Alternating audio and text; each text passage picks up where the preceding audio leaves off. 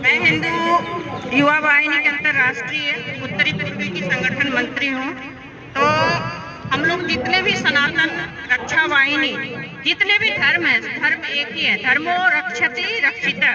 जब हम धर्म की रक्षा करते हैं तो धर्म हमारी रक्षा करता है। हम सब मानव एक समान कैसे बने, जाति धर्म संप्रदाय से कैसे उठे, यही संगठन का मतलब होता है। जो हम लोग आज बैठे हैं, हमारी धर्म जो है, संस्कृति, ये जब विलीन होने लगे तो आज मेरे प्रधानमंत्री जी सबको पुनरुत्थान करने के लिए पुराने मंदिरों को जो वो कर रहे हैं, लेकिन उनसे ज्यादा हम लोगों को मिल करके अपने अपने क्षेत्र में काम करना पड़ेगा, संगठन बना करके। जो जहाँ भी पुराने मंदिर जो हो रहे हैं, हमारे सनातन की रक्षा तभी होगी जब हमारी मंदिरों की रक्षा हो। और हमारी बहनों ने बोले कि सनातन धर्म जो है बहुत ही पुरानी शाश्वत है। ये सनातन धर्म ही पहले हमारे देश में आया, उसके बाद सारे धर्म आए हुए हैं। सनातन की रक्षा हो और सनातनियों की रक्षा हो, तो उसके लिए हमें मंदिरों की रक्षा करना पड़ेगी और पुजारियों की, और पुजारी पंडित जितने साधु महात्माएं हैं उनको किस तरह से हम लोग आर्थिक रूप से मदद करें, यही सबसे बड़ी बात है।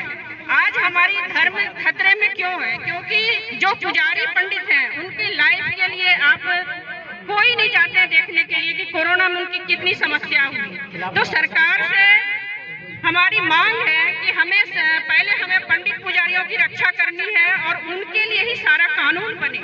जहाँ भी सरकारी जमीन है उनके लिए हमारे के साधु महात्माओं को वहाँ पर रहने के लिए व्यवस्था हो, उनके गुरुकुल खोलने के लिए और क्या कहते हैं गौशाला के लिए। उनकी आर्थिक रूप से जब तक हम सक्षम नहीं करेंगे तब तक हमारी धर्म और सनातनी जितने भी हैं, जो भी जिनकी परेशानी है और अपनी अपनी पहुंच से, राज्य लेवल पर जिसकी पहुंच है, जिला लेवल पर पहुंच है, सबको संगठन में बुलाया जाए, उनके साथ मीटिंग किया जाए और अपनी समस्याओं को उनके बीच रखा जाए। और देखिए समस्याएं कितनी है देश में सबको पता है, लेकिन जिसको समाधान करने की पावर है वही मंच पर आकर के समाधान को बता के जाइए। अपने देश की समस्याएं बहुत हैं, लेकिन समाधान जो करेंगे सिर्फ वही मंच पर बोलने का अधिकार है हमारे लिए।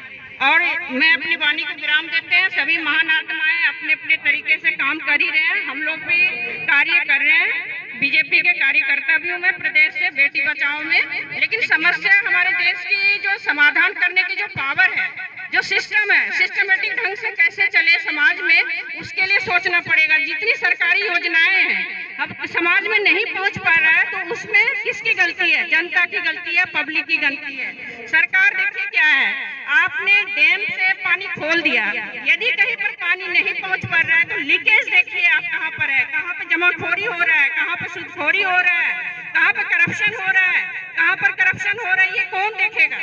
हम सभी मिल करके देखेंगे। सरकार हम सब मिल करके चलाते हैं और कानून स्ट्रिक्ट होनी चाहिए और सरकार से पावर हो जनता को कि जहाँ भी गैर कानूनी काम हो रहा